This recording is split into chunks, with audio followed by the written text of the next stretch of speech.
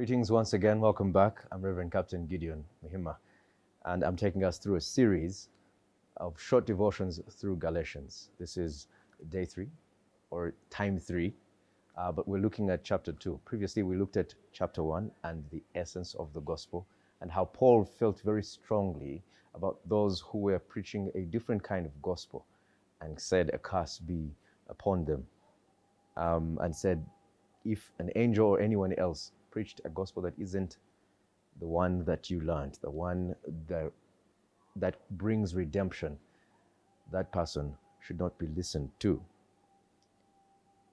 I've been thinking very carefully about justification, and I was reminded, interestingly, about a movie I watched, a series of movies I watched several years ago, The Planet of the Apes.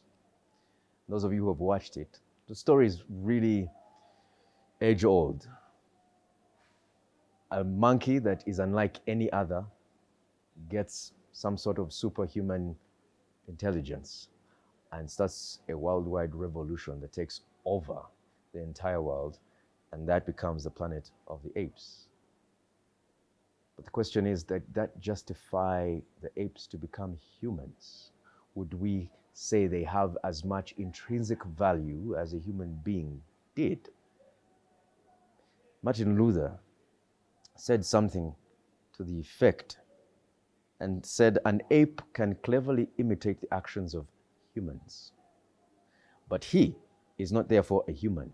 If he became a human, it would undoubtedly be not by virtue of the works by which he imitated man, but by virtue of something else, namely, by an act of God. Then, having been made a human, he would perform the works of humans in proper fashion. And I thought to myself, having read that, the apes in the Planet of the Apes were still apes. Even if they had imitated all human activities and even surpassed them, they still could not have the intrinsic value of human beings. This is what it means to be justified. We are justified by faith, as Paul puts it.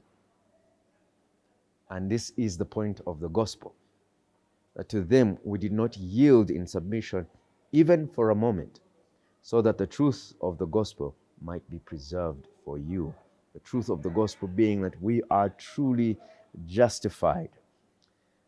Galatians 2:16 says, "Yet we know that a person is not justified by works of the law."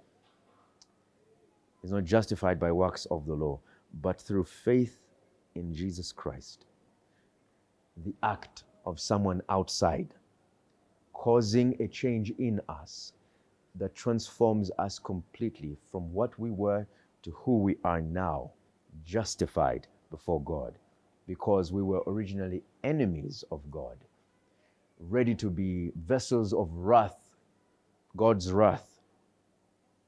And it says, in order to be justified by faith in Christ and not by works of the law, because by works of the law, no one will be justified. He continues to emphasize and push for the reality of our justification in faith, by faith.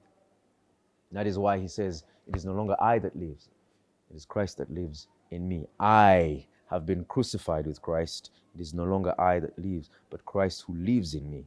And the life I now live, I live in faith, or by faith in the Son of God who loved me and gave himself up for me. This is faith. This is what it means to be justified by faith. God bless you.